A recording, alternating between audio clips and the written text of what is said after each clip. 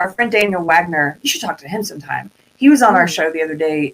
He's kind of like Carter. He's an anarchist, anarcho-capitalist, and you know, he's atheist, and he doesn't have a problem with porn or anything. But we were talking about addiction, and then we started talking about porn and how all these different issues are just kind of like whack-a-moles, that they're not the root problem. There's a root problem, and even he as an atheist and I as a Christian can say, we can kind of agree on what some of those root problems are, but you just see we always talk about the symptoms, like porn addiction or alcohol and drug addiction, or people on pharmaceuticals, and we can talk about all these different issues, but we never get down to the why do so many people have problems?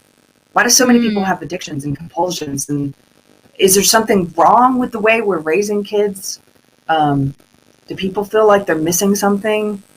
I don't know. I don't mean to get too serious on your show, Chrissy. Yeah, no, let's get deep. It's like I'm drinking. It's not even noon yet. It's okay. I'm having a Sunday not sponsored by Bailey's, but it is absolutely what you're saying. It's this larger issue. It's like if yes, porn, you can argue that porn has become a problem for many young men because their minds are so meldable and so sponge-like, and especially if they are exposed to porn at like 9, 10, 11, 12, like that's, nobody would want their son to look at porn that young.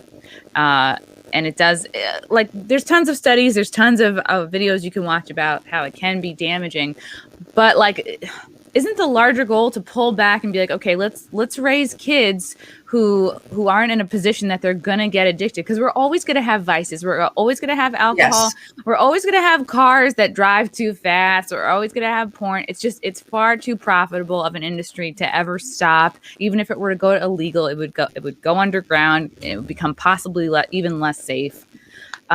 Yes. How do you and it's like people go, what does she know? She's not a mother. But if you raise a kid to kind of be to be strong and like, okay, well, catch early on, like, okay, do they have addiction tendencies? Do they tend to want to distract themselves rather than talk about a problem? Do they tend to escape into vices rather than like really think about maybe their patterns? Well, if you can raise a kid that can do that, then they're kind of bulletproof for the rest of their life, and they're going to be able to fight off the vices and not sink into them. But when it's supported by American culture, you know, our news is completely sponsored by big pharma. You can't even turn on a TV without being like, should I be on more pills? I'm not on anything. Should I be on something? Yeah. My friend, Mike Harlow, you would probably dig him too. He just posted about this, how he went to a doctor. He posted about it, so I'll mention it. It's public knowledge now. But he was going to try to find some type of therapy to help with ADHD without going on meds. He didn't want to go on meds. And the doctor was like, well, I'll give you something that's not a stimulant. And then he found out the doctor gave him a prescription for antidepressants, which he didn't fill. But he was like, that's not why I went to you. I was looking for something other than any meds. Like, I was looking for things I can do, whether cognitive behavior therapy or something. But it's just it's so casual now. It's like, here, go on this, go on that. And I think it used to be, don't you think when we were younger, there used to be more articles and more concern from parents about what are all these meds going to do to kids? And now we don't really talk about it. We're just sort of like, yeah, what meds are you on? Like, right. I'm on this. You must need you have problems from one medication, you need this other medication.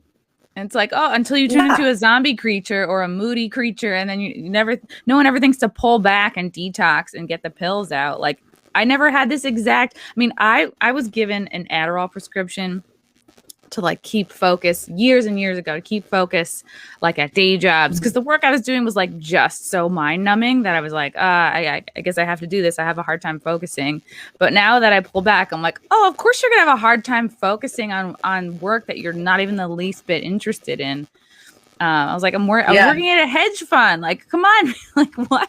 Why was I there? I would just work whatever job. I'd be like, sure, I can proofread for ads for Broadway. That sounds great. What's a semicolon? Yeah. And I think maybe I will give my dad thanks for this. Like, I would just hear his voice in the back of my head, like, Chrissy, like, don't become dependent on a pill, because what if someday your insurance runs out or you get fired and you can't have your Adderall? Well, how will you function? Like if you've made yourself dependent on something that requires you like keeping a job or keeping health insurance, it's like that got into my head, because I was like, well, I want to prepare myself to like not have to rely on something I might not be able to get. And so I eventually like kind of weaned myself off, which was like kind of easy to do. I just was like, no, I shouldn't need this. I really shouldn't need a pill to like get my work done. And I get it. Yeah. Like it's not that it's addictive, but like your hunger disappears. I lost weight pretty easily on it.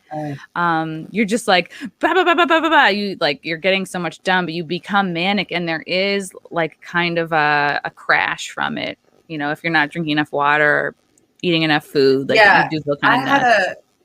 I had a doctor prescribe it for me too. I was on it briefly, and then had a friend who gave me a few, and then I went off of it, and then it was like a fight with the doctor because she wanted me to stay on it, and I'm like, no, I don't actually think I need this, and I thought that you guys were supposed to be trying to stop people from taking it, like not like, but she was really. You know, no, you're going to ruin your life if you go off of this pill. And I didn't. Wow. My life got a lot better.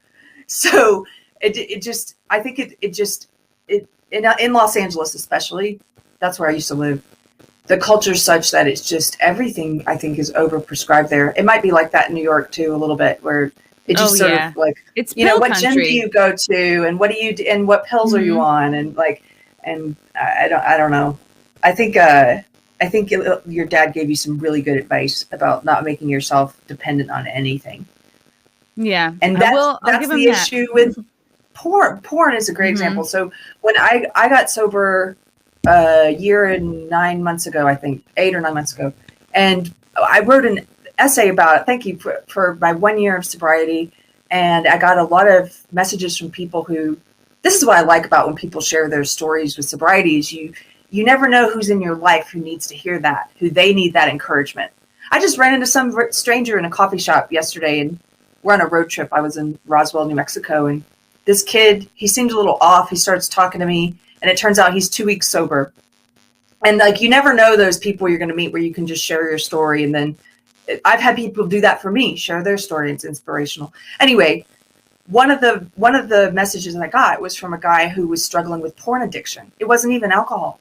But it was the same thing, you know, and the same kind of compulsion where you're a slave to this thing and you don't own it, it owns you. That's what he was writing to me about. And I understood that. And I think a lot of these things are the same. People have different compulsions. And if you think about it, I heard Jordan Peterson say once that if everybody stops and thinks about it, there might be one thing that if they can manage to give it up, to sacrifice it for a year, imagine where your life could be.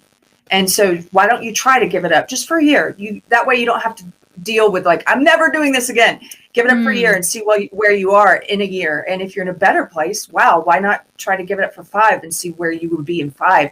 And so that's what my husband and I did. We gave it up for a year, and then a year came and it was like, gosh, I'm in such a better place. I don't want to go back to that. So now I'm like doing 5. Okay, I'll see where I am in 5 years.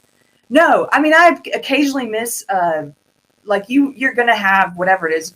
I think if it's porn or alcohol or gambling, whatever your thing is, you're going to have those triggers where you're like, you know, on a Sunday afternoon and people are having mimosa and you're like, oh, look, mimosa. Or like, yeah, or you're having your Baileys, but it's more of a nostalgia thing. And then the cognitive behavior therapy is sort of like retraining your brain, where then I force myself to think about, okay, and then what happens after you have that one mimosa? Oh yeah, then you have 4 more. And then you do, you know, and then I just force myself to play out what I would do and how it would go. Started. Yeah. Yes. That's the case with me. I'm not saying it's with everyone, but because that was my compulsion. And so people have these things that they just let get out of there. Do you ever hear that saying, Chrissy, that's like, for alcohol anyway, there's a saying that's like, first I have a drink, then the drink has a drink, then the drink has me. And that's the third one, the drink has me. And it's like, that was always, once I got to the third one, it was like done. Wow. You know? Like, that's so smart. You know what's better than drinking? Cushy dreams. Wow, this is I'm really crushing this organic ad read.